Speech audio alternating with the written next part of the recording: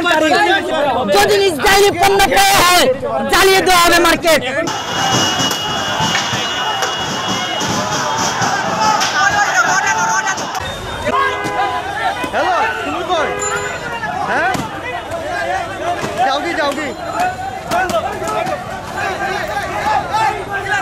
তিন দিন পরে চেক করা হবে, 3 দিন পরে চেক করা হবে।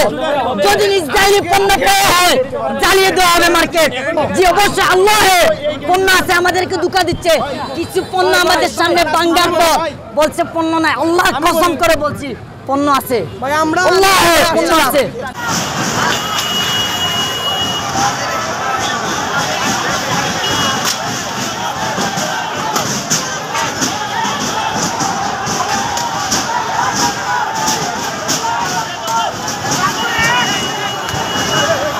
লেভেলে আসো, তোমরা যারা কথা বলতে পারো ম্যানেজারের সাথে বসে শুধু ইউনিয়ন না সারা সিলেট থেকে সরাইতে হবে, ঠিক আছে? এখন তোমরা সুন্দর এবং যেটা তোমাদের দেশের নাগরিক হিসাবে করা উচিত, তোমরা সুন্দরভাবে মার্চ করো, তোমরা মিছিল করো, যেটা ন্যায্য দাবি আদায় করার জন্য যা যা করা দরকার তা করো, কিন্তু কোনো প্রতিষ্ঠান প্লিজ ভাঙবা না। কারণ 2 দিন পরে তোমরা এখানে আসবা, তোমরা এখানে বসবা, তোমরা এখানে সবকিছু করবা, কিন্তু তোমরা ইসরায়েলি প্রোডাক্ট ইউজ করবা না।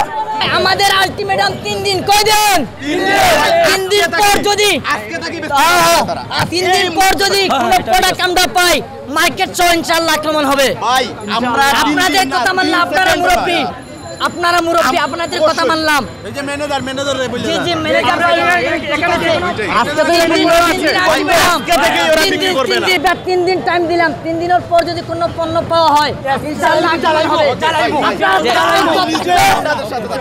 ট্রাই করো করে ভাই, তারা যদি এটা না বন্ধ করো আমরা এই আন্দোলনকারী।